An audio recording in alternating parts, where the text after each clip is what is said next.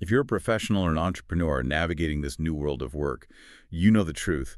Remote capabilities didn't just change the commute. They radically disrupted the very foundation of where and how we live. Right. The job no longer dictates the address. Exactly. And we're talking about a fundamental breakdown of the traditional housing model. Oh, It's yeah. resulted in these vast, empty commercial buildings downtown. While at the same time sending housing costs spiraling in, previously quiet corners of the world. That's the core tension our sources really zero in on. It is. For a huge portion of the professional class, that economic tether to a specific city has just snapped. The idea that you have to be tied to a major city just for your job is no longer the default. And that shift has created this immense, almost invisible demand for something else. For solutions that prioritize immediate setup, high-speed connectivity, and, most importantly, flexibility. The old headaches of housing long leases, furnishing costs, setting up utilities, people are starting to see those as just obsolete. So for this deep dive, we've gone through urban planning reports, commercial real estate analyses, and a ton of research into new living models.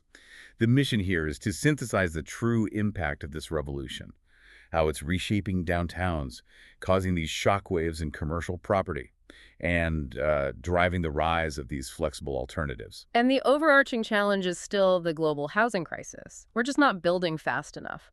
But the crucial takeaway is that the mechanism of how people access housing is changing dramatically.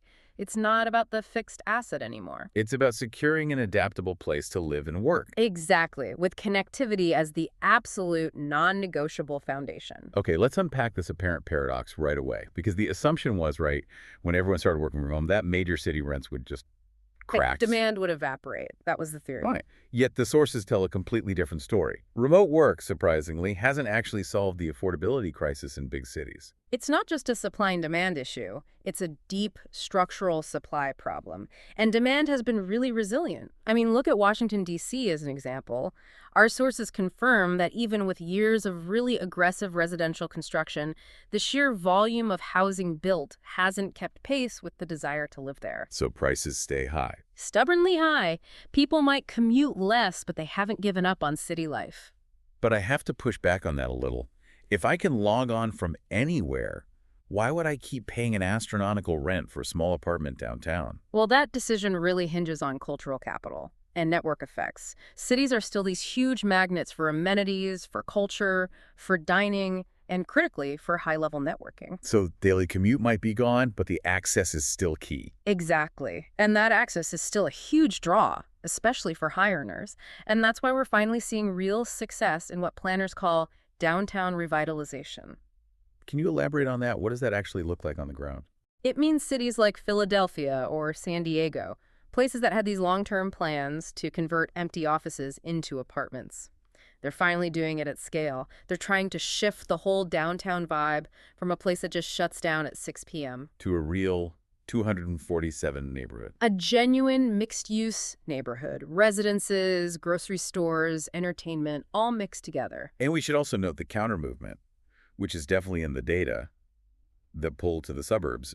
That's all about the desire for more square footage, right? Yeah. A dedicated home office, a yard. Precisely. You're trading urban density for space without sacrificing your remote income. But the undeniable reality is that the national housing shortage is so severe, it's overriding any price reduction remote work might have promised. Now, here's where the economic picture gets really dramatic. If the residential market is just, highly competitive, the commercial real estate market is having a full-blown identity crisis. Oh, it's devastating. The key metric from the analyses confirms it.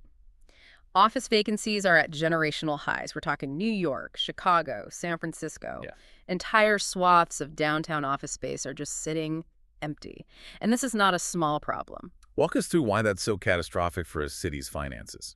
Well, when commercial demand collapses, the value of those huge glass towers just plummets. And since commercial property taxes are often the single biggest revenue source for a city budget, Less property value means less tax money. a lot less. So we're seeing major cities having to defer maintenance on critical infrastructure, cuts to public transit, pauses on school expansions. It's serious. The buildings themselves are becoming a problem. Yes, that's where you hear the term functionally obsolete. Hmm. These are older buildings, maybe built 40 or 50 years ago. They can't accommodate modern needs. They lack the fiber infrastructure, the high-quality air The filtration. things tenants demand now. Right. They're too expensive to retrofit, and nobody wants them. So they're prime candidates for conversion if the zoning allows. But the sources also pointed to something called the flight to quality. Mm. So not everyone is abandoning the office entirely. That's the nuance, yes. Companies are cutting their overall footprint for sure, but when they do lease space, they want the absolute best. The newest, greenest, smartest buildings. They see the office as a destination to lure workers back in. Which leaves all those older buildings in an economic purgatory. Exactly. And beyond the property owners, what about the small businesses? The sandwich shops, the coffee vendors. They're the support system. Right. And they relied entirely on that predictable 9 to 5 foot traffic that's just gone. They've been hit the hardest. It's a huge ripple effect. It is. But on the other hand, remote work is redirecting where new jobs are going. We're seeing this trend the experts call nearshoring. Instead of San Francisco, companies are moving jobs to smaller, secondary cities with a better cost of living and talent balance.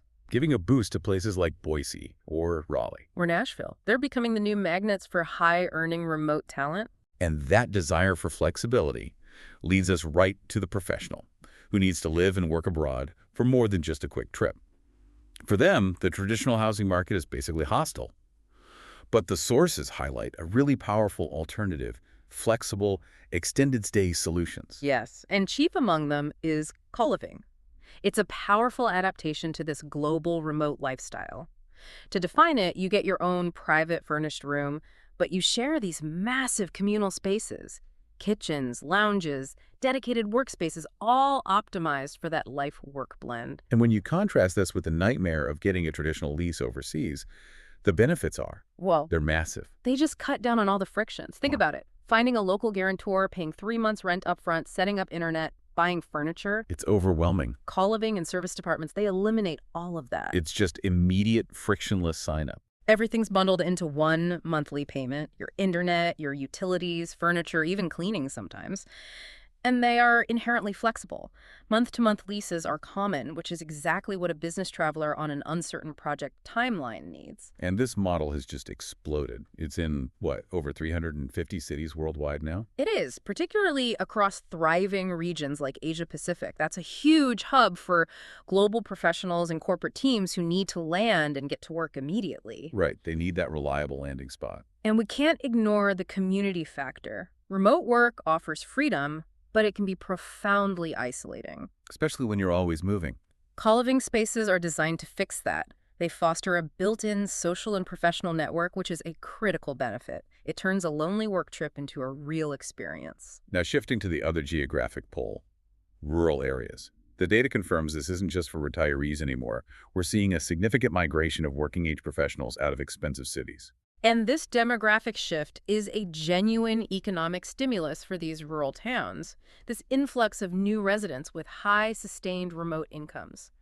It's a real shot in the arm for local economies. Small businesses are flourishing. They are, but that economic boost comes with that familiar affordability curse. The cost crisis just follows the people. The new buyers drive up the limited housing stock. Exactly.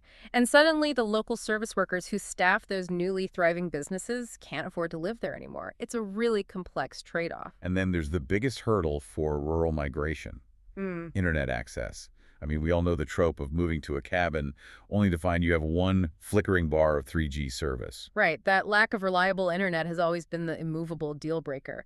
But the sources highlight an encouraging development, a kind of infrastructure catch-22. How so? The physical presence of these new high-value residents creates a larger market and tax base to justify investing in high-speed fiber and broadband. So the migration itself actually speeds up the delivery of the infrastructure it needs.